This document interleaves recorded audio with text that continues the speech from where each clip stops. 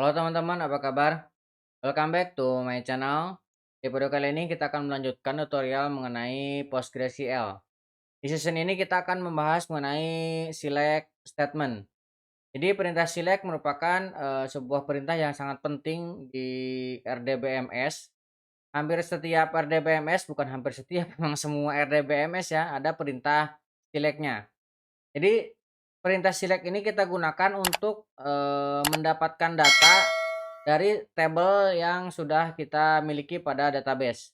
Nah, datanya bisa berupa data dari satu tabel saja, bisa berupa data yang hasil join dengan beberapa tabel. Nah, perintah select ini, perintah dasarnya adalah select, kemudian di sini ada list kolom yang akan diambil, kemudian from nama tabel.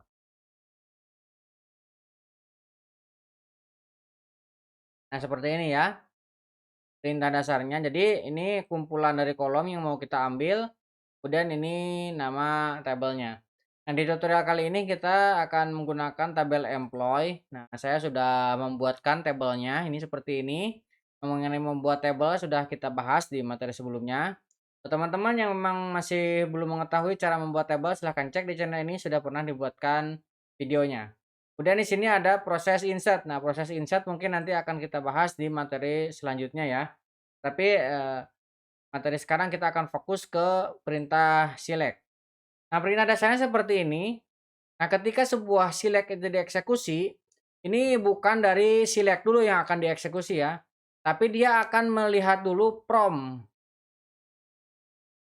Dari mana data itu akan diambil? From nama tabel. Jadi dia akan mencari sumbernya dulu.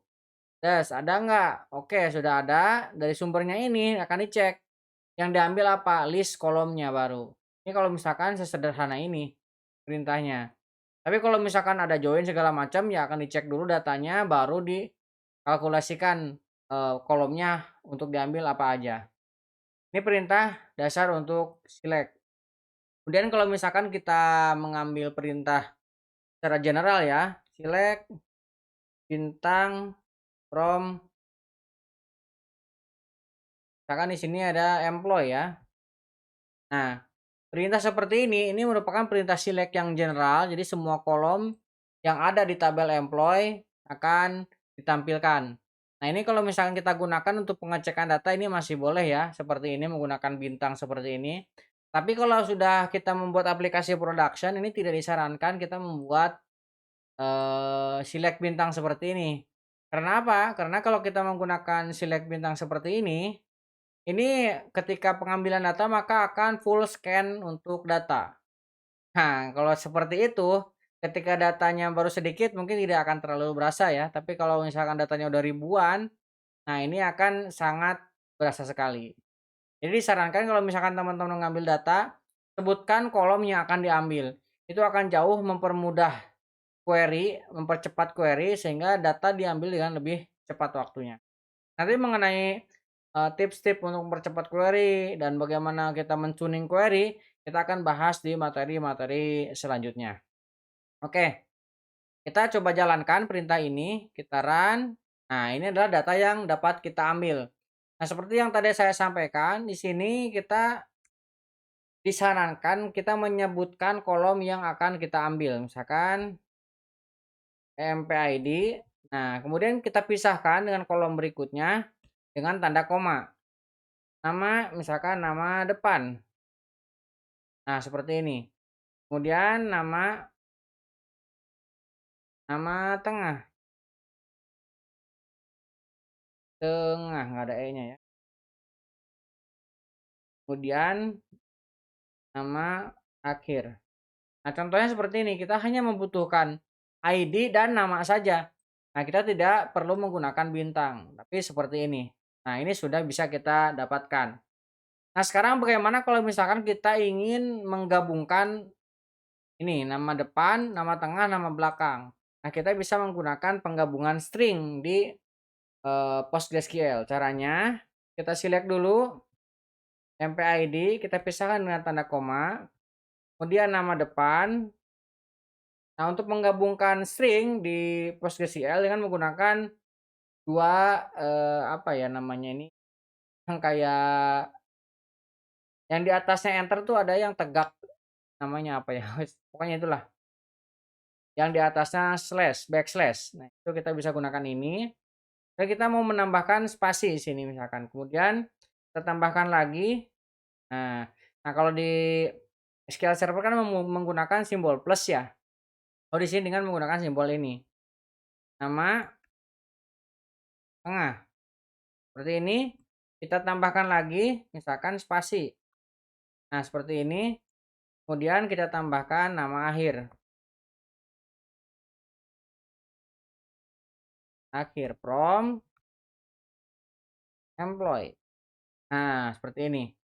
Kalau misalkan kita jalankan, nah, yang lengkap namanya ada 3, ini kan yang ada namanya 3 ini hanya terakhir ya.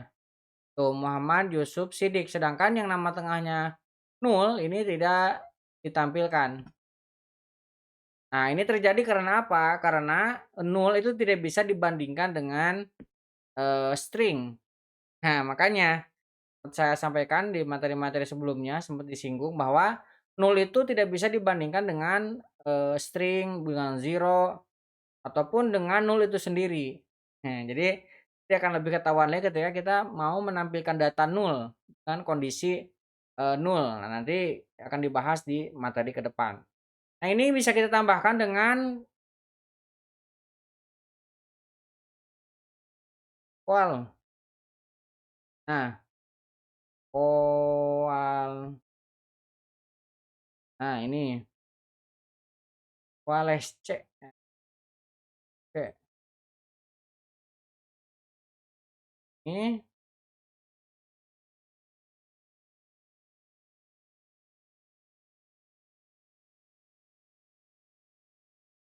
wales.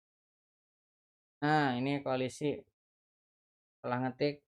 Nah, koalisi seperti ini kita tambahkan di sini ketika dia nol maka kita akan bubuhkan spasi seperti ini. Kita jalankan. Nah, baru sekarang sudah muncul karena tadi yang saya sampaikan bahwa null tidak bisa digabungkan dengan string. Tapi harus di-convert dulu ke string baru kita bisa ambil. Di sini kayak kalau di SQL Server ada is null. Kalau di MySQL ada yang if null. Nah, kalau di PostgreSQL ada koalisi. Koalisi nama tengah. Nah, kalau nama tengahnya ini nul, maka dia akan ambil spasi yang udah kita definisikan di sini. Kalau kita jalankan, baru ini akan jalan semuanya. Nah, kalau misalkan eh, ini tidak bisa, teman-teman juga bisa memanfaatkan function concat. Select MPID.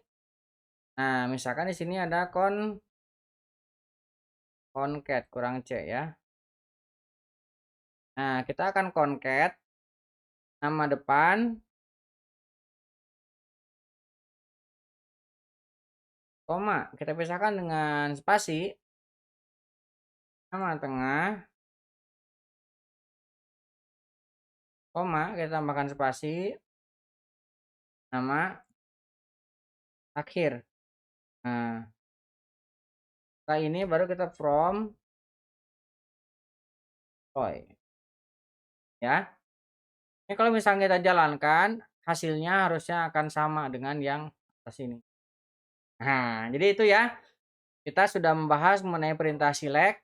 Jadi di perintah select sangat sederhana, tapi itu perintah yang paling banyak digunakan ketika kita membuat sebuah proyek pemrograman.